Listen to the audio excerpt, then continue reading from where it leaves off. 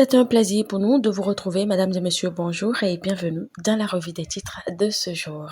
On démarre avec le quotidien du service public, La Nation, qui nous informe à propos des dossiers de candidature aux législatives de 2023, clôture de la phase de recevabilité.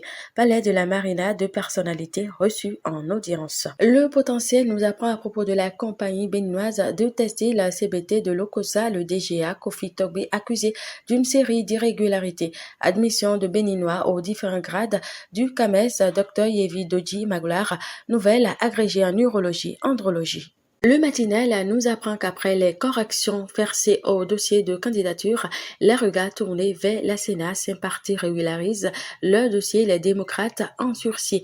Conférence mondiale sur les stratégies de relance du tourisme et le développement inclusif, l'expérience du Bénin partagée à Lagos.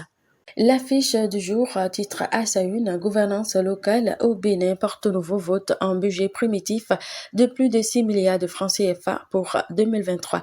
Participation du Bénin à la COP 27, Mac Gandonou vend les atouts et potentiels des Agégués en Égypte.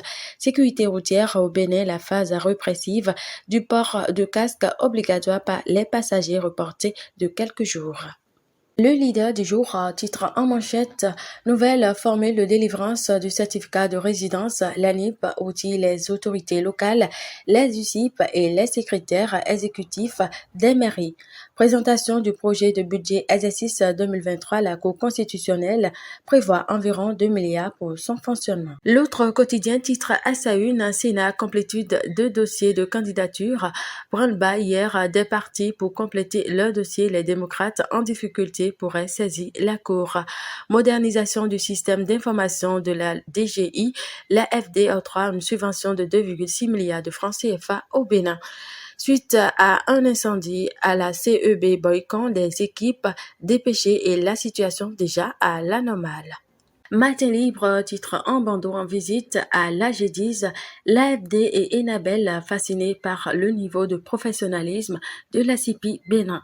Suspension de la vaccination contre la polio que révèlent les analyses des experts.